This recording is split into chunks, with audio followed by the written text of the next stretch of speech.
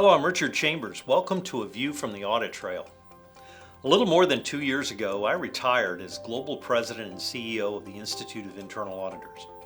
I say retired, but I have stayed quite busy ever since, traveling the world and meeting with internal audit leaders and practitioners and serving on committees that promote good governance.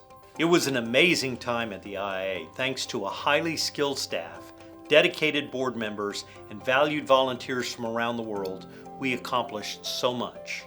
We achieved impressive financial growth, important educational and training initiatives, record membership and certifications, and so much more. I'm not gloating. I'm proud of the accomplishments and humbled by the fact that I didn't do it alone. So how do you go from an internal auditor to chief executive? And why don't more internal auditors do the same? Of course, I was CEO of a global professional body of internal auditors, but many others have taken the helm at a diversity of companies and organizations. Interestingly, I took the reins of the IA during the depths of the Great Recession, which required a level of agility and courage I often speak of for those who remain dedicated internal audit professionals. Indeed, there are at least 6 things I learned as an internal auditor that prepared me to be a CEO. Number 1, I needed to possess a keen understanding of risk management. Shortly after joining the IA and working with my leadership team, we developed a comprehensive risk assessment and strategic plan. This moved us forward from the economic downturn. The board especially appreciated the risk assessment, which remained an essential instrument in their risk oversight throughout my tenure. I also hired the IIA's first chief risk officer, a former CAE, by the way. Second, I understood the benefits of a strong internal control environment. It's no secret that effective risk management demands effective internal controls. Because I believed strongly in the importance of internal audit, we added staff and I made significant investments in technology and co-sourcing support for that important function. Number 3, I had a deep respect for effective corporate governance. The IIA had a corporate governance structure long before I became CEO. In fact, I resigned as chair of the North American board for the IIA to assume the role of CEO. As an internal auditor, I understood the distinct roles of the board and management, and I never forgot that I worked for the board.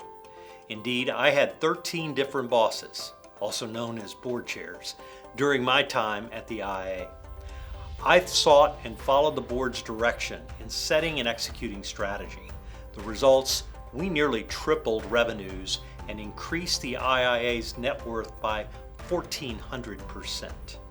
A fourth point I'd like to make is it's imperative that a CEO understand the importance of strong relationships.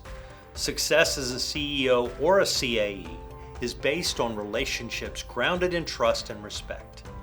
As a chief audit executive, I learned that names and faces might change, but the importance of relationships didn't. Number 5, strong communication skills are crucial. This builds and sustains relationships with staff and the board.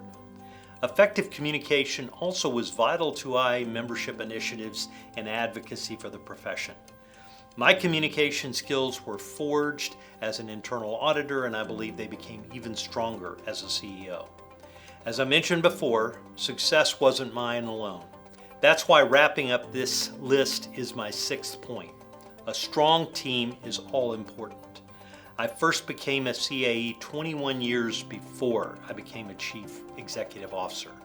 I quickly learned that an effective leader's most vital asset is the people surrounding them. I was determined to build a team of world-class association and internal audit professionals at the IA. I'm forever indebted to what I believe was the strongest team ever assembled there. Also one of the strongest association teams in America. Want proof? More than 11 individuals from my time at the IA have gone on to become CEOs of other organizations. And countless others either own their own companies or are senior executives in the association industry. Being CEO of the IA was an honor. Certainly it wasn't all easy, but it was well worth it. I encourage you to strive for greatness as an internal audit leader or in the corner office. For A View from the Audit Trail, I'm Richard Chambers.